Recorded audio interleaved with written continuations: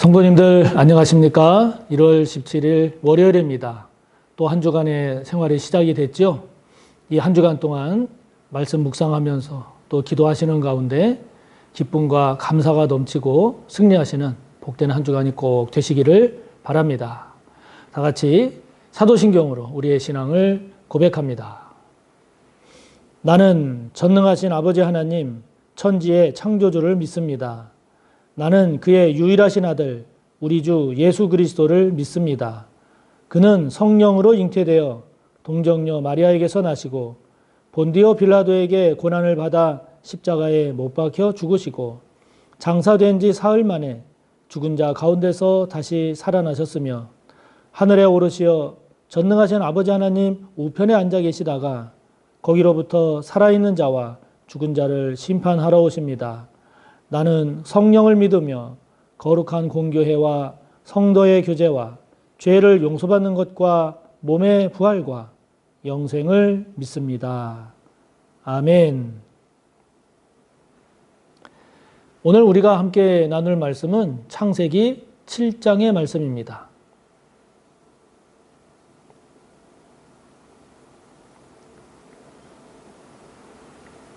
창세기 7장 1절에서 마지막 24절까지의 말씀을 오늘 함께 나눕니다. 함께 봅니다. 여호와께서 노아에게 이르시되 너와 내 온 집은 방주로 들어가라. 이 세대에서 내가 내 앞에 의로움을 내가 보았음이니라. 너는 모든 정결한 짐승은 암수 7씩 부정한 것은 암수 2씩을 내게로 데려오며 공중의 새도 암수 7씩을 데려와 그 씨를 온 지면에 유전하게 하라. 지금부터 7일이면 내가 40주야를 땅에 비를 내려 내가 지은 모든 생물을 지면에서 쓸어버리리라. 노아가 여호와께서 자기에게 명하신 대로 다 준행하였더라. 홍수가 땅에 있을 때에 노아가 600세라. 노아는 아들들과 아내와 며느리들과 함께 홍수를 피하여 방주에 들어갔고 정결한 짐승과 부정한 짐승과 새와 땅에 기는 모든 것은 하나님이 노아에게 명하신 대로 암수 2씩 노아에게 나와 방주로 들어갔으며 7일 후에 홍수가 땅에 덮이니 노아가 600세 되던 해 둘째 달 곧 그 달 11의 날이라. 그날에 큰 기품의 샘들이 터지며 하늘의 창문들이 열려 40주야를 비가 땅에 쏟아졌더라. 곧 그날에 노아와 그의 아들 셈, 함, 야벳과 노아의 아내와 세 며느리가 다 방주로 들어갔고 그들과 모든 들짐승이 그 종류대로 모든 가축이 그 종류대로 땅에 기는 모든 것이 그 종류대로 모든 새가 그 종류대로 무릇 생명의 기운이 있는 육체가 2씩 노아에게 나와 방주로 들어갔으니 들어간 것들은 모든 것의 암수라. 하나님이 그에게 명하신 대로 들어가매 하나님 여호와께서 그를 들여보내고 문을 닫으시니라. 홍수가 땅에 40일 동안 계속된지라. 물이 많아져 방주가 땅에서 떠올랐고 물이 더 많아져 땅에 넘침에 방주가 물 위에 떠다녔으며 물이 땅에 더욱 넘침에 천하의 높은 산이 다 잠겼더니 물이 불어서 15규빗이나 오르니 산들이 잠긴지라. 땅 위에 움직이는 생물이 다 죽었으니 곧 새와 가축과 들짐승과 땅에 기는 모든 것과 모든 사람이라. 육지에 있어 그 코에 생명의 기운에 숨이 있는 것은 다 죽었더라. 지면의 모든 생물을 쓸어버리시니 곧 사람과 가축과 기는 것과 공중의 새까지라. 이들은 땅에서 쓸어버림을 당하였으되 오직 노아와 그와 함께 방주에 있던 자들만 남았더라. 물이 150일을 땅에 넘쳤더라. 아멘. 오늘 우리가 함께 본 말씀은 우리가 잘 아는 노아 시대 때 있었던 노아 때의 홍수 심판의 내용을 우리에게 말씀하고 있습니다. 우리가 잘 아는 노아의 이 심판 이야기, 홍수 심판 이야기, 노아 시대 때 하나님께서 행하신 이 홍수 심판의 내용을 통해서 오늘 우리가 다시 한번 묵상하면서 우리의 신앙과 삶을 점검해 볼 때 무엇을 우리가 점검해야 할 것인가 하는 것을 함께 살펴보고자 합니다. 자, 여러분, 하나님께서 홍수 심판을 이 노아 시대 때 행하셨는데 그 심판의 내용이 어떤가, 어떤 심판의 내용이었나 한번 살펴봅시다. 오늘 말씀 22절을 보면 하나님의 이 홍수 심판으로 인해서 육지에 있어 그 코에 생명의 기운의 숨이 있는 것은 다 죽었다고 했습니다. 그러니까 땅에 있는 모든 생명이 있는 생물체들은 다 죽었다는 거죠. 그러니까 여러분 이게 얼마나 엄청난 그런 심판입니까? 왜 이런 심판이 이 땅에 이렇게 임했습니까? 우리가 앞에서도 봤듯이 세상에 죄악이 가득했다고 그랬습니다. 그리고 사람들이 마음으로 계획하는 것이 항상 악하다고 그랬습니다. 그리고 그 행위가 부패했다고 그랬습니다. 그러니까 지금 땅 위에 있는 생명의 기운이 있는 모든 것들이 다 죽었다라고 하는 이 심판의 모습을 통해서 우리가 알아야 할 것이 무엇일까요?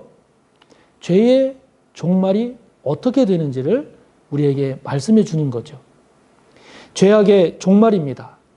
죄 짓고 그렇게 살아간 삶의 마지막 모습, 궁극적인 결과, 그것이 바로 어떻게 될 것인가 하는 것에 대해서 하나님은 이 홍수 심판을 통해서 생명이 있는 모든 것들은 다 죽게 되는, 이것이 바로 죄의 종말이요, 죄된 삶의 궁극적인 모습이요, 하나님을 떠난 삶, 하나님을 떠난 인간의 마지막 모습, 결과가 이렇게 됨을 우리에게 말씀하는 거죠. 이러한 하나님의 심판이 11절을 보면요, 좀 더 실감나게 우리에게 전해주고 있는데 11절을 보면 이 하나님의 홍수로 인한 심판이 큰 기품의 샘들이 터졌다고 했습니다. 그리고 하늘의 창문이 열렸다고 그랬습니다. 40주야를, 40일을 밤낮을 가리지 않고, 특별히 성경에서 40이라고 하는 숫자는 완전의 개념이죠. 그러니까 40일 동안 내렸다는 말도 되지만 더 이상 더 큰 홍수가, 더 큰 비가 내릴 수 없을 만큼의, 여러분 생각해 보십시오. 땅에 깊은 샘들이 다 터져서 올라왔습니다. 하늘에서는 하늘의 창이 열려서 비가 쏟아졌습니다. 그렇게 쏟아지고 솟아나기를 40주야를 했다고 했습니다. 그러니까 이러한 심판의 정도는 깊은 샘이, 큰 깊은 샘이 다 터져 솟아나고 하늘의 창이 열려서 비가 하늘에서 쏟아지기를 40주야를 했다라고 하는 이 말은 인간으로서는 도저히 감당할 수가 없는 심판이죠. 그 심판에 대해서 살아남을 것을 기대할 수가 없는 거죠. 인간의 지혜와 능력으로는 감히 하나님의 심판에 대해서 맞서 저항할 수가 없는 겁니다. 이런 재앙은 해결할 수가 없는 거죠. 이러한 것을 통해서 우리가 다시 한번 되새겨야 할 것이 무엇이겠습니까? 결코 하나님의 심판을 당해서는 안 된다는 거죠. 여러분, 그럼 우리가 감당할 만한 게 못 됩니다. 우리가 견디고 인내할 만한 것이 아닙니다. 그리고 우리가 그것을 극복할 수 있는 게 아닙니다. 우리가 저항할 수 있는 정도가 아닙니다. 하나님의 심판은 피하는 수밖에 없는 겁니다. 하나님의 심판을 받지 않는 것이 지혜로운 것이고 그것이 복된 삶임을 오늘 성경은 우리에게 말씀해 주고 있죠. 그러면 이러한 하나님의 심판을 면하는 길은 뭘까요? 하나님의 심판을 면하는 길은 오직 하나입니다. 1절에 말씀하는 것처럼 방주로 들어가는 겁니다. 방주로 들어가는 길 이외에는 하나님의 홍수 심판을 모면할, 피할 길이 없죠. 오직 유일한 길입니다. 또 한편으로는 최소한의 방법입니다. 복잡한 게 아닙니다. 우리가 무슨 많은 것을 준비해서 가는 게 아닙니다. 그냥 방주로 들어가는 겁니다. 어떻게 보면 굉장히 단순하면서도, 굉장히 심플하면서도, 그러나 하나님의 그 무시무시한 심판을 모면할 수 있는, 피할 수 있는 최고의 복입니다. 여러분, 이게 복음인 거죠. 가장 단순하지만 어떻게 보면 가장 쉬우면서도 그러나 가장 궁극적인 복에 도달할 수 있는 길. 이게 복음입니다. 하나님의 심판을 모면하는 길, 방주로 들어가는 겁니다. 방주로 들어가는데 오늘 하나님의 말씀을 보면 그 방주로 들어가는 사람은 의로운 사람만 들어간다. 그게 아닙니다. 일정한 기준을 갖춘 사람만이 들어간다. 그게 아닙니다. 노아뿐만이 아니라 노아의 아들, 노아의 며느리, 노아의 아내. 여러분, 노아만 하나님의 은혜를 입고 의인이고 완전한 자만 들어가는 것이 아니라 방주로 들어가는 자가 심판을 모면하는 겁니다. 그러니 여러분, 방주로 들어간다라고 하는 이 말씀을 우리가 깊이 묵상할 필요가 있습니다. 방주로 들어간다는 것이 오늘날은 무엇에 해당이 될까요? 그렇죠. 예수께로 들어가는 겁니다. 예수 안으로 들어가는 겁니다. 예수님을 영접하는 거죠. 이것이 하나님의 심판을 모면하는 길이면서도 우리에게 있어서는 최고의 복인 겁니다. 그래서 이게 복음인 겁니다. 얼마나 단순합니까? 사람들은 오히려 단순하기 때문에 안 믿는 거예요. 그러나 가장 단순한 것이 가장 궁극적인 구원이고 진리임을 노아의 홍수는 우리에게 말해주고 있죠. 사도행전 4장 12절의 말씀처럼 예수님이라고 하는 이름 이외에는 우리에게 구원받을 만한 다른 이름을 우리에게 주시지 않았습니다. 그렇기 때문에 오직 예수 안으로 들어가는 것만이, 예수님을 나의 구주로, 나의 하나님으로 영접하는 것만이 궁극적인 구원에 이르는, 생명에 이르는 유일한 길, 참된 길, 복된 길임을 우리가 결코 잊어서는 안 되죠. 결국 남은 자는 누굽니까? 23절 맨 마지막에 보는 것처럼 남은 자, 구원받은 자, 생명 얻은 자, 복의 주인공, 그들은 남은 자입니다. 노아입니다. 노아의 가족입니다. 그리고 방주 안에 들어간 생물들입니다. 그러므로 방주가 생명입니다. 방주에 들어가라는 그 말씀에 순종하는, 그래서 하나님의 말씀에 순종하는 것이 사는 길입니다. 하나님의 말씀에 순종하는 것이 복인 것입니다.